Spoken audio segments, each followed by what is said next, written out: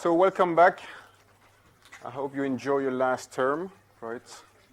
I trust you found the usefulness of studying probability and statistics in your last term while looking at communications. So we're going to have a few revision lectures or classes in those coming 2 weeks.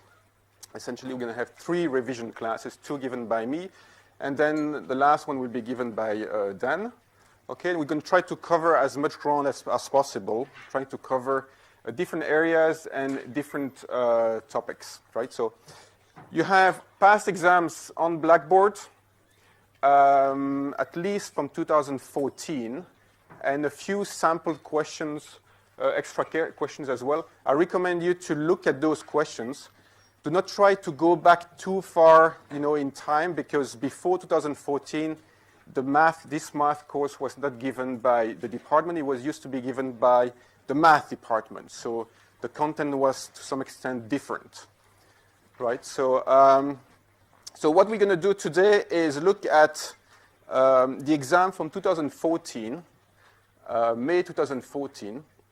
And the first question is a very, very, very classical question. It's a question, typical questions that you can expect at any exam. It tries to really assess whether you understood the fundamentals of probability.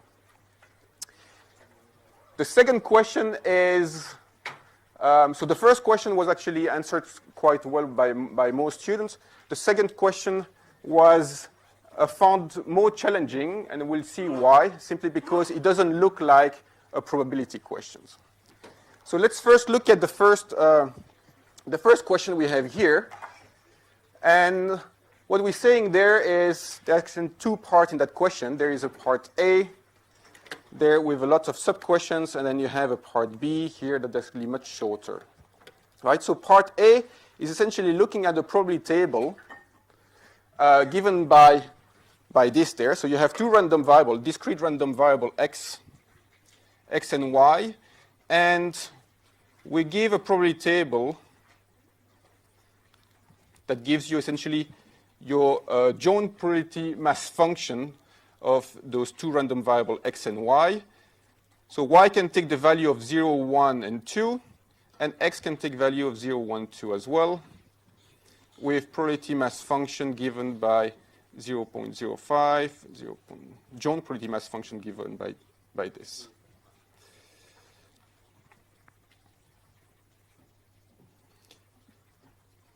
And what we're asking is a couple of sub-questions that try to really check whether you understood how to calculate those really fundamental concepts of probability. So the first one here is we're saying, let's try to compute the probability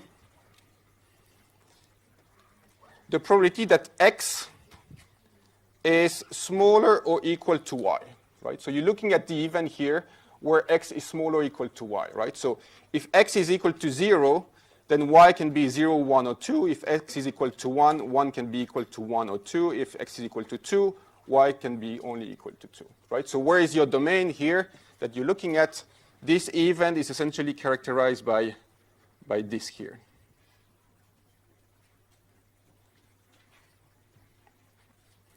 Right? So what is this probability? Well, it's just simply a summation over all possible realization of those 2 random variables that actually satisfy this condition. So we're going to have a sum over those 6 values. And if you calculate this, you get 0.6. Okay, so not a major problem here. We ask also what's the probability that x is smaller or equal to y. Right? So there, in that case, you cannot have x equal to y, so you can only look at this domain here. Right? You have only those 3 entries here. Right? So you have 0.05 plus 0.15 plus 0.25, and this is 0.45. Okay, so that's fine. This is really, you should get maximum score here.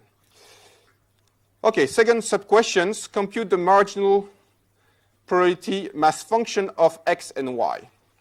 So if you remember how you compute a marginal when you have a joint probability mass function, what you do is that you have this table, and essentially, if you want to calculate the probability mass function, the marginal of x, you take the joint probability mass function and you sum over all realization of y, right? So when I want to look at the probability mass function of, or the marginal here of x, I sum here over all those columns. So I'm going to have those two, 0.1 plus 0.15, so 0.25. I sum those three here, that's 0.35. And here I sum those three, that's 0.4. Right, so the marginal of x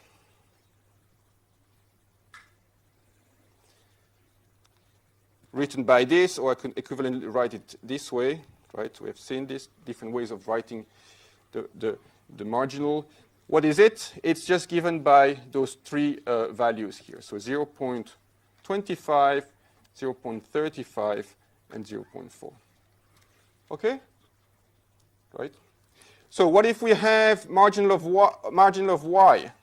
Well, marginal of y is given by, again here, taking the joint probability mass function and summing over all realization of x. So I'm summing here over the rows. So 0.25, 0.3, and here 0.45. Right? So the marginal of y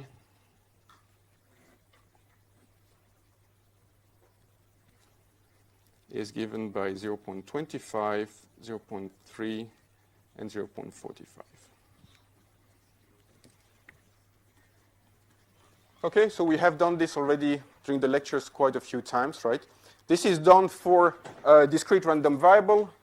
You can have similar things when you have continuous random variable, then you take an integral over your joint probability density function.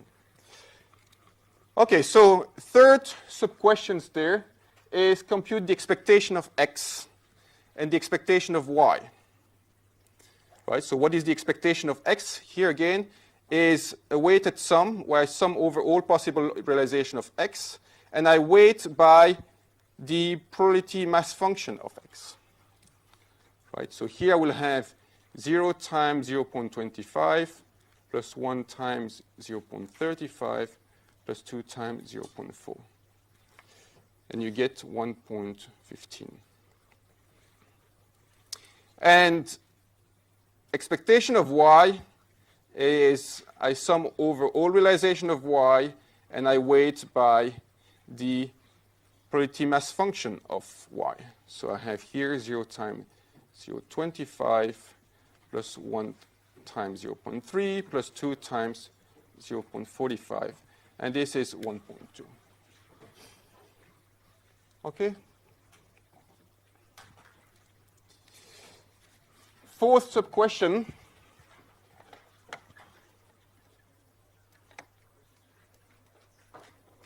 is compute variance. So we're going to look at the variance of x, the variance of y, and the covariance of xy and correlation coefficient of xy. So what is the variance of x? Right, remember, is the expectation of the square of the deviation between x and its mean, right? And this can be written equivalently as expectation of x squared minus the square of the expectation of x. Right, so expectation of x, we have it already. Right, this will be 1.15 squared. What is missing is expectation of x squared. So what is the expectation of x squared? It will be again a sum over all realization of x of now x squared, and I weight by the probability mass function of x. Right, so I will have, I'm taking again my probability mass function here. I have it there.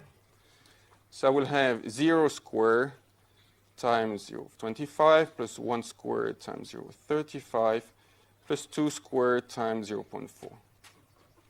And that gives you something, and this something you can plug into here.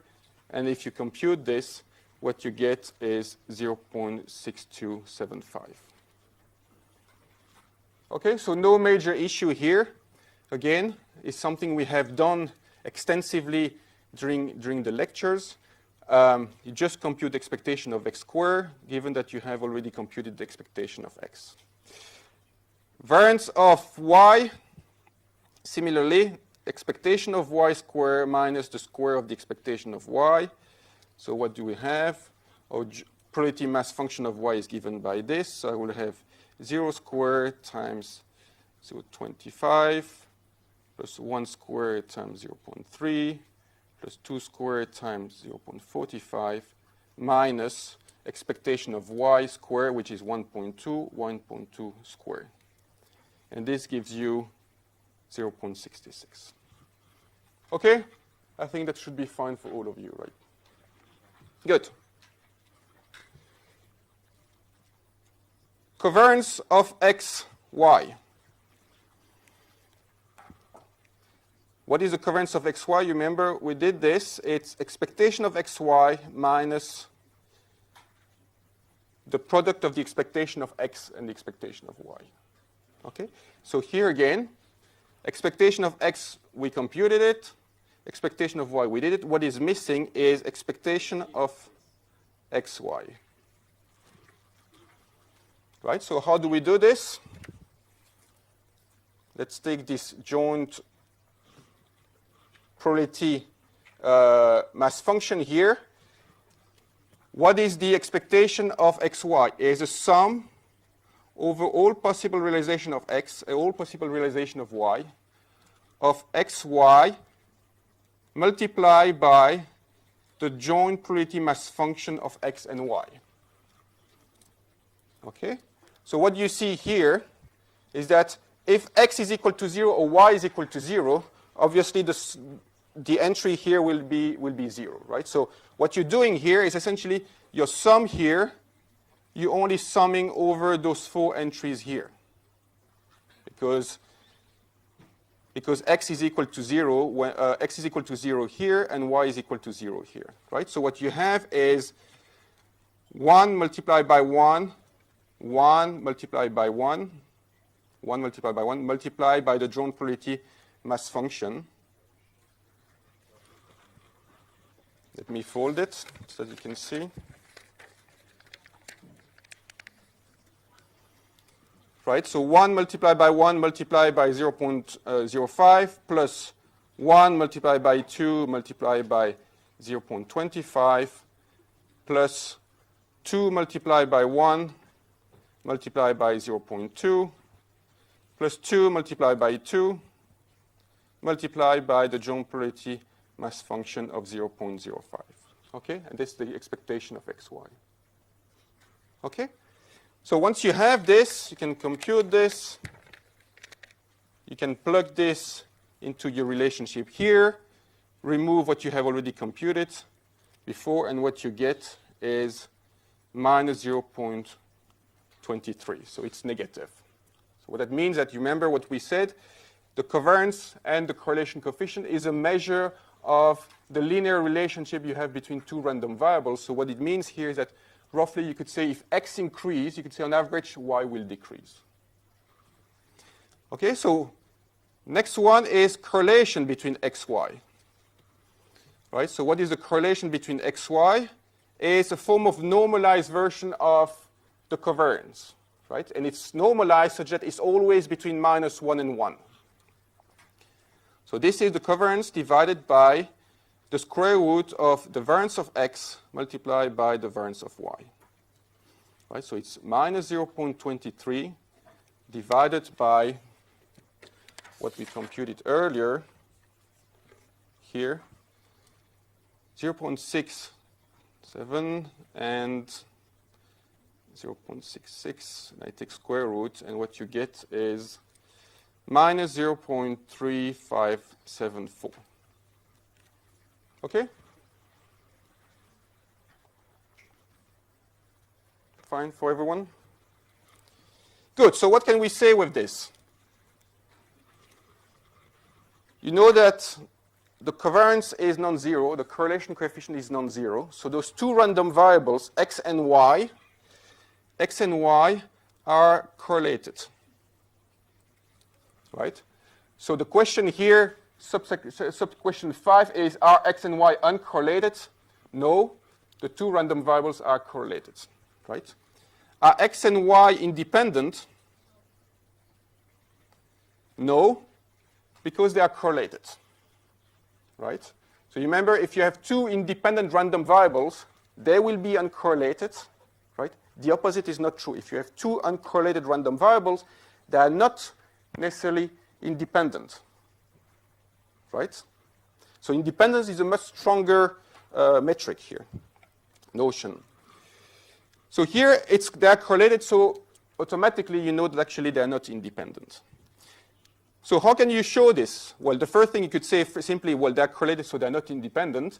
But if you want to show this more rigorously, well, you have to go back to what we said earlier in the lecture, and we said that you have independence if the joint probability mass function of x and y is equal to the product of the marginal. And this has to hold for all x and all y, right? That's your really definition of independence.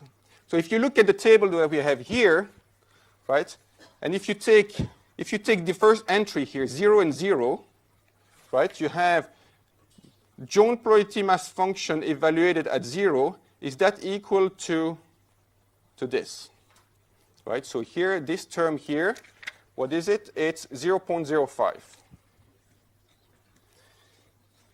And what do you have for px equal to 0? You have 0.25. Py equal to 0, you have 0.25 as well, right? So you see that actually here in this example, the product of those two mass function is actually not equal to the joint probability mass function. Okay? So this is just one case where this doesn't hold. If you find one case where it doesn't hold, you can say that actually they're not independent. Right? It has to hold for all x and y. Good. Next one, compute the conditional probability mass function of x given that y is equal to 0, 1, and 2.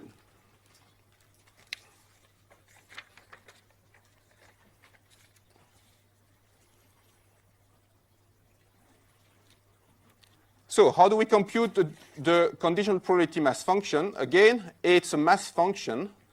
And I'm looking at the probability mass function of x given y. So x will take value of 0, 1, 2. And I'm looking at the probability, the conditional probability mass function of x given that y is equal to 0 first.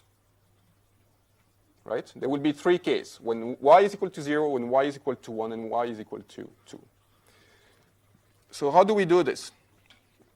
What is this? This is the joint probability mass function of x equal to 0, y equal to 0, divided by the marginal of y evaluated at 0. Right? This here is probability of x equal to 1, joint probability of x equal to 1, y equal to 0, divided by the probability of y being equal to 0. And similarly for the last one, this is x equal to 2, y equal to 0, divided probability of y equal to 0. Right? So what is this? If you take your table again, right, we have the table here. And I'm looking at x equal to 0, y equal to 0. So I have here 0.05. And y is equal to 0. Probability that y is equal to 0, we computed this. This is the marginal of y when y is equal to 0 is 0.25. So I can write here 0.25. Second one here, x is equal to 1, y is equal to 0. I'm here again, is 0.05 divided by 0.25. And the last one, x is equal to 2. So this is 0.15 divided by 0.25. Okay? right? So what you see here is that we were looking at essentially this column, right? And we were divided by the marginal of y when it's evaluated at 0. Right? Now, what if I want to compute the marginal of x, the conditional probability of x given that y is equal to 1? Well, is essentially the same thing, but rather than looking at the first column, and now I'm looking at the second column. Right? So that's going to be the general probability mass function of x and y evaluated at 0, y is equal to 1, divided by the marginal of y evaluated at 1. Probability of x equal to 1, y equal to 1, divided by probability of y equal to 1. And probability of x equal to 2, y equal to 1, divided by probability of y equal to 1. Right, so what is this? Again, I'm looking at now this column, and that will be 0.05 divided by the marginal of y evaluated at 1. We did this here, is 0.3. Okay, so this is 0.05 divided by 0.3. Second one, and the second entry here, 0.05 divided by 0.3. And the last entry is here, 0.2 divided by 0.3. Okay? Are we clear with this? Right? Okay, so last one, when y is equal to 2, essentially you do again the same thing, but now you're looking at the third columns, and you divide by the margin of y when y is equal to 2. That's going to be, the denominator will be 0.45. Right? So what we have is 0.15 divided by 0.45, 0.25 divided by 0.45, and 0.05 divided by 0.45. Okay? Good. So now we looked at conditional probability. Next sub-question is about conditional expectation. Right? So what is the conditional expectation? I'm looking at expectation of x given that y is equal to 0, expectation of x given that y is equal to 1, and expectation of x given that y is equal to 2. That's what I'm looking at. So what is this? This is again an expectation. That means that I take a sum over the values of x, sum over x, and now I weight with the conditional probability mass function of x given y.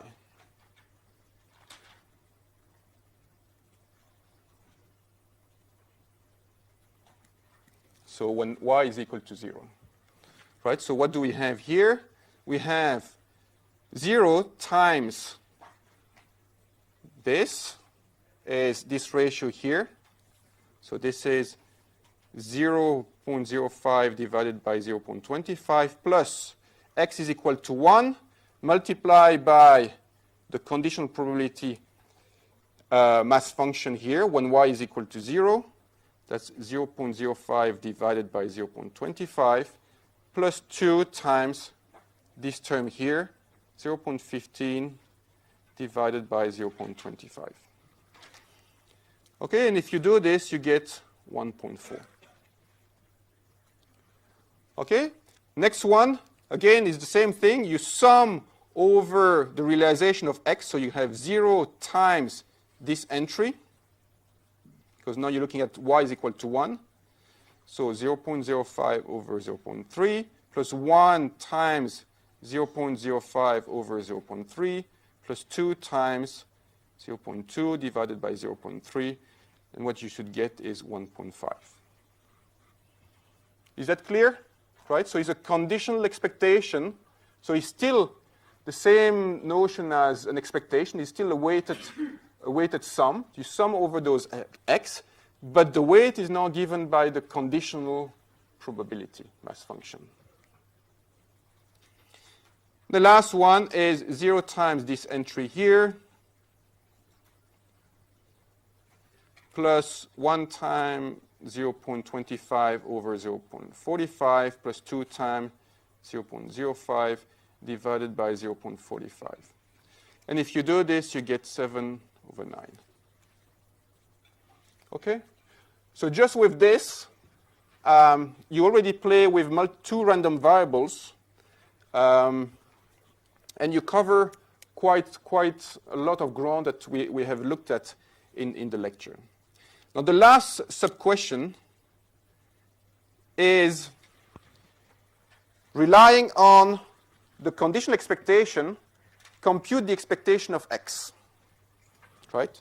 So what we know this, and we have to compute expectation of x. Right?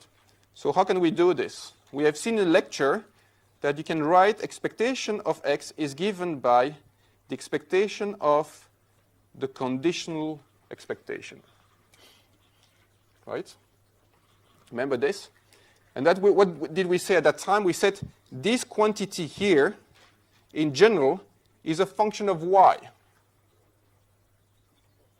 Right? So what I'm taking here is an expectation of over y. So this is essentially a sum over y of g of y multiplied by the probability mass function of y. So what is my g of y here? I have a sum. Y can take values of 0, 1, 2. So I will have, when y is equal to 0, my g of y is g evaluated at 0, so is this one here. Is my conditional expectation when y is equal to 0. So this is this value here. So is 1.4 multiplied by the probability mass function of y evaluated at 0, which is here 0.25. So that's plus 1.5 multiplied by here 0.3 plus 7 over 9 multiplied by probability of y being equal to 2 is 0.45. And this gives you the value of 1.15. And fortunately, this is the same as the one we computed earlier, but using a different method, right? So if you see that you have different results, you know there is something wrong there, right? Okay, so again, right, your expectation of x here can be written as an expectation of a conditional expectation. Your conditional expectation is still a random variable, right? So that means actually you can take an expectation over this random variable. Okay, so that was the first question. I mean, almost. And in general, I think that was fine. So this is really helps you to get at least 40 out or 20 out of 50, right? So the first question, 25. This is 20 marks. So with this, if you answer this properly, at least you pass, right? That's the fundamentals. Okay, so the part B.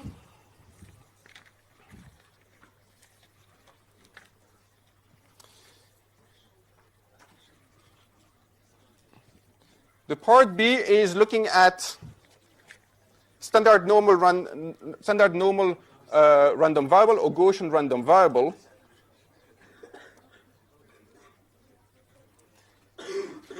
And we want to compute the integral given by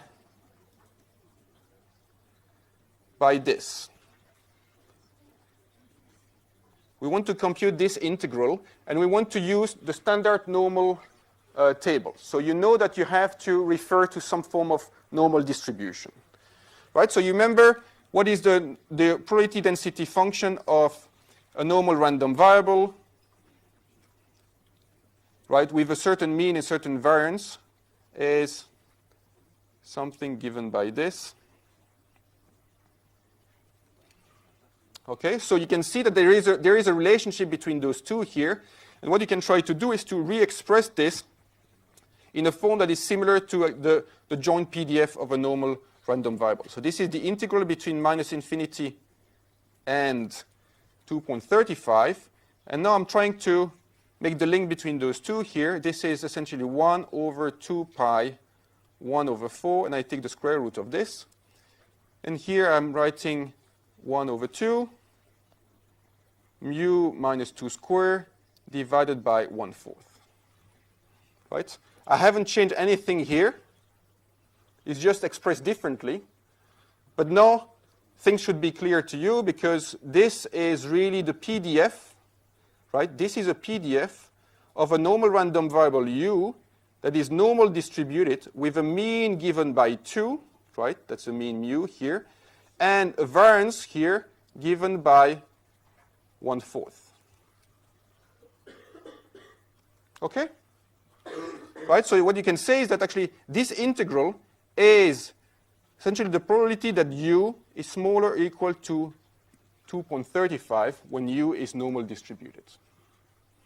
And so you can standardize this random variable by writing that u is sigma z plus mu, where z here is standard normal, so mean 0, variance equal to 1, mu is equal to 2, standard deviation is 1/2, and I can write that's the probability that I have 1/2 z plus 2 smaller than 2.35. So that's the probability that z is smaller or equal to 0.7. Okay? Right? Z is a standard normal random variable, and so you can look at the formula sheet that you have appended to the exam questions, and you go further below. This formula sheet is on Blackboard, and you have here the standard normal table, and what you notice is that what you're looking at is when y is equal to 0.7, right, your CDF is given by 0.758. Right? So that probability here is equal to 0.758. Good? Right? This is very important, right? This is really, really important. Okay, good. So if this is all right, then let's move on to the second question, which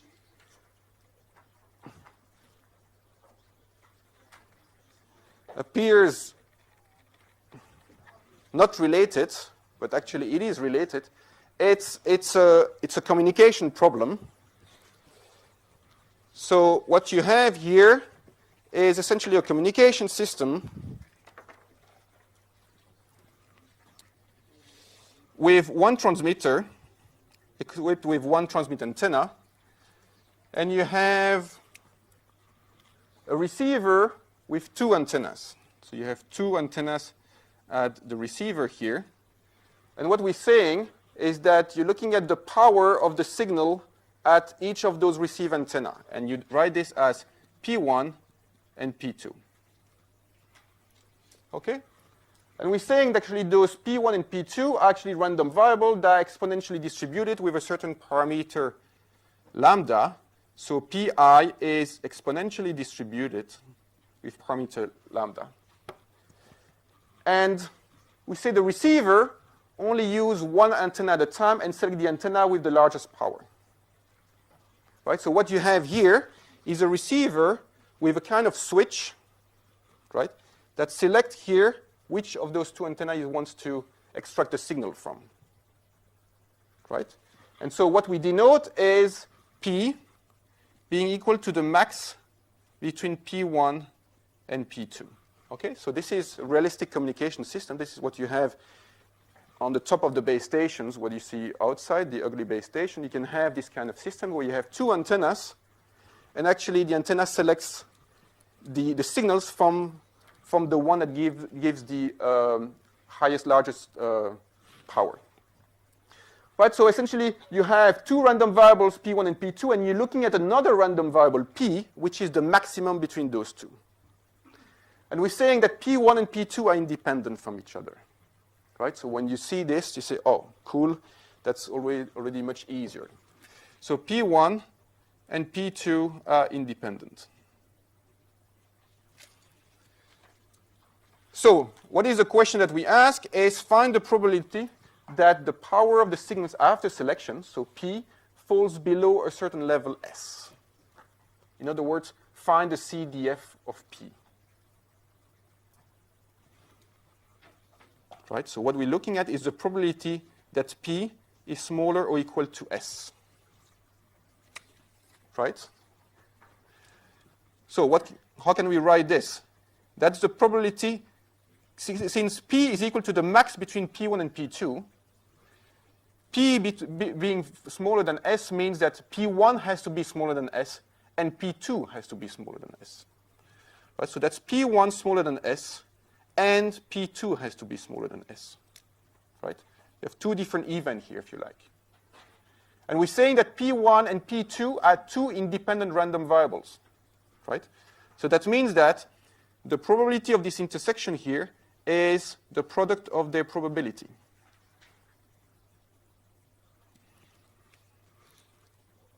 P1 is exponentially distributed, P2 is exponentially distributed. So now what you have to do is essentially find the CDF of an exponential distribution. So if x is exponentially distributed with parameter lambda, you know that the PDF of x is given by lambda e minus lambda x for x positive, and otherwise is 0. And the CDF of x is given by 1 minus lambda mu when u is positive, and otherwise it's 0. Right? So what you can do here is simply reuse these results in this relationship and say, what is this probability? It will be 1 minus exponential of minus lambda s. Right? I'm evaluated my CDF at s, so u becomes s here, multiplied by the same thing. Right? Because they're identically distributed. P1 and P2 are identically distributed. Okay, so this is essentially your joint, this is your PDF of your signal after selection is given by this, so you can remove this and you just write square there. Okay, so you see that what is actually, I mean, not so many students were able to do this, but the reason is because you have to make abstraction of the context and try to really find out the useful information, right? This is the typical problem you're going to have in engineering, is be able to model this mathematically. And this is the kind of problems that you have here, an example what you have in communication. Okay, good. So second sub-question is, say, well, once you have the CDF, now we calculate the probability density function of P. So remember what a probability density function is, essentially the derivative of the CDF. So I take a derivative of the CDF of P. And so what is my CDF of P? This is essentially my CDF of P, evaluated here at S, right? Here I take a derivative of that function and I replace S by P simply. And so what I have is 2 times 1 minus exponential lambda P multiplied by this argument here, which is multiplied by minus lambda. Right, so you have 2 lambda e minus lambda p, 1 minus exponential of lambda p. Right, and this is p here has to be positive, and otherwise it's 0. Okay, so this is essentially the PDF of the power of the signals after selection. Third sub-question, we say let's look at some error probability. So you have a communication systems where now you transmit data and you have a certain probability of error, right? And what we're saying here is that this probability of error essentially can be approximated using a moment generating function of P, right? So essentially what you have to do here is compute a moment generating function of P evaluated at a certain point T. So how do we do this? This is expectation of ETP. So that's the integral here between 0 and infinity of ETP multiplied by 2 lambda multiply E minus lambda P, 1 minus exponential of minus lambda P.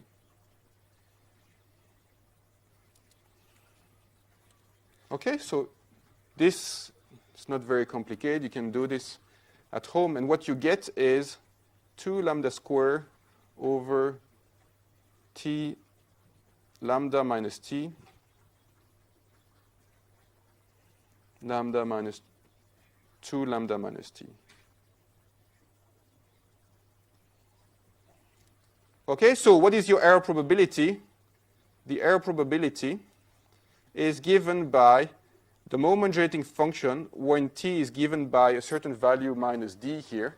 And if you take course on communication, especially wireless communication, the 4th year, you will see what d is. D is essentially a function of the distance between different constellation points. Have you seen digital modulation with QPSK, for instance, right? That's the distance between those different points.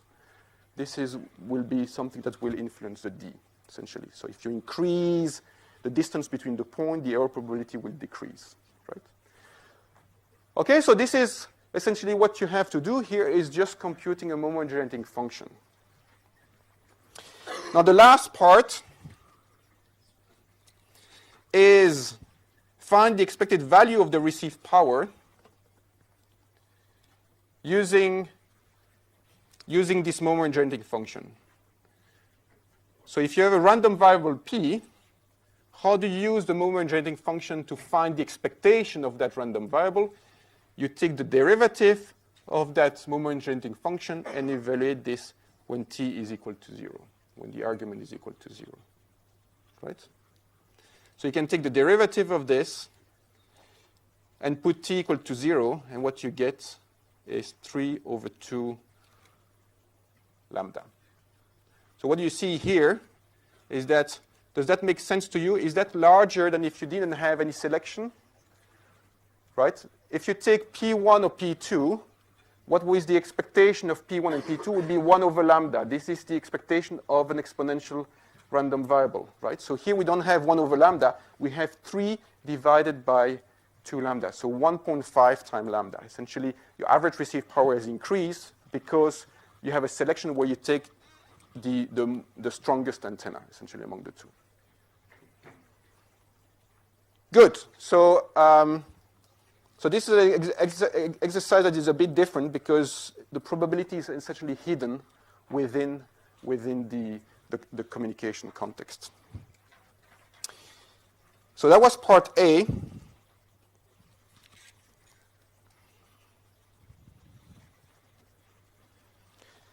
And so part B is a bit more theoretical. So the first part of B is essentially something that we did during the lecture. Is exactly what you have in the lecture notes. So you have a random variable that is normal distributed, and you try to compute the moment generating function of that random variable. And if you do exactly what you have in the lecture note, you have something like this, right? Exactly what we did. So you take the definition of the moment generating function, you plug the probability density function by the probability density function of a Gaussian random variables, you compute this integral, and essentially what you get is this quantity here, okay? I will not redo what we have, is exactly what you have in the notes, right? What is more interesting here is part 2. So what we have in part 2 is 2 random variables, x1 that is normal distributed, mean mu1, variance sigma 1 square, and x2 is normal distributed with mean mu2 and variance sigma 2 square. We say x1 and x2 are independent,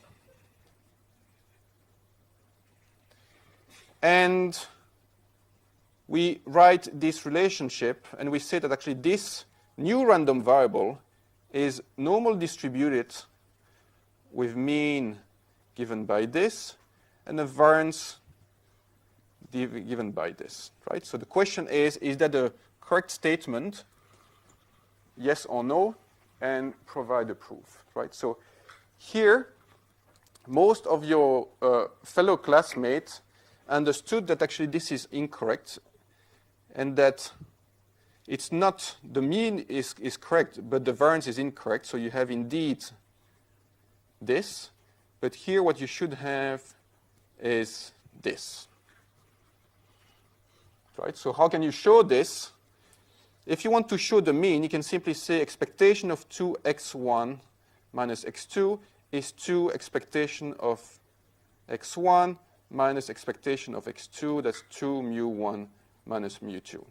If you want to show the variance of 2x1 minus x2, remember what we did, because they're independent, right?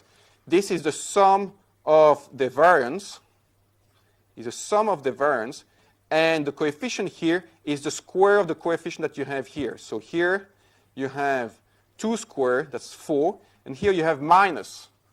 Minus 1 squared is 1, right? So that's essentially you end up with this. That's 4 sigma 1 squared plus sigma 2 squared. Right? That's what most students did. Right? Unfortunately, this is not enough, right? This is not enough. By doing this, what you show is that you show the mean is equal to this, the variance is equal to this. But you haven't showed that actually this is still normal distributed. Okay? This is very important, right? So one of the key aspects here in that question is really to show that if you have a weighted sum of normal random variable, this weighted sum is still normal distributed. Right? So the hint is from the first part, where we asked to actually just compute the moment generating function. So how can you show that actually this is actually still normal distributed? Well, you can simply start from the moment generating function of 2x1 minus x2. And this is expectation of ET 2x1 minus x2. Right? And so what we have there is you can expand this, that expectation of ET to x1, expectation of minus tx2. And now we say x1 and x2 are independent. Right? So this is like a function g of x1. This is a function of f of x2. So x1 and x2 are independent. So this is expectation of g of x1 multiplied by the expectation of f of x2. So that's expectation of ET to x1, expectation of E minus tx2. So this is the moment generating function of x1 evaluated at 2t. This is the moment generating function of x2 evaluated at minus t. Okay?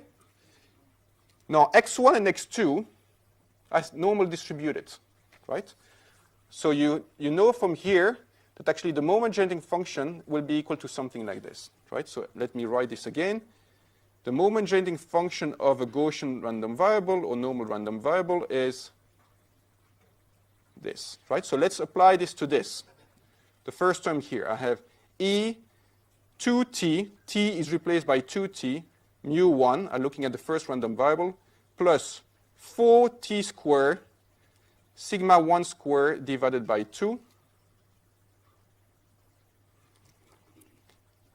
exponential of minus t mu2, minus t squared, so that's still plus t squared, sigma 2 squared over 2, right? So this is expectation. You bring the terms together. That's t 2 mu1 minus mu2, right? Plus t squared over 2. And what you see here is you have 4 sigma 1 squared plus sigma 2 squared. Okay? So what do you see here? This has exactly the same shape as this. The difference that mu is now replaced by this quantity, and sigma squared is replaced by this quantity. Right? And we said in the lecture that if you have a moment generating function, that moment generating function uniquely identifies a probability density function. Right? So if you know that actually this is the moment generating function of a normal random variable, that means that actually that random variable, 2x1 minus x2, has to be normal distributed. Okay? Yes? I know this question follows on from I, but could you instead use the probability mass function or both, put them together, rearrange, and do the same thing? you could do, there might be other techniques. I think this is the easiest one. You get the, because in this case, it comes right after I, which asks you to compute the moment generating function, which is why you use them. But could you, even if it came after the moment generating function, could I still use the So if you find the PDF of that function and you actually show that actually this looks like a PDF of a Gaussian, then you can say it's fine. That's a Gaussian. Yeah, yeah. Okay, so here, just using the moment generating function, you show the three elements at once. You show that actually this is normal distributed because the MGF uniquely identifies a distribution. You show that the mean is equal by this and the variance is equal by this. Okay, so 2x1 minus x2 is indeed normal distributed with mean 2 mu1 minus mu2 and variance 4 sigma squared plus 2 sigma squared. Okay? Good. So with this, we're done for today. So we did essentially probability. Next week, we're going to try to look at some aspect of statistics as well. Okay? Try to cover as much as possible. Thank you.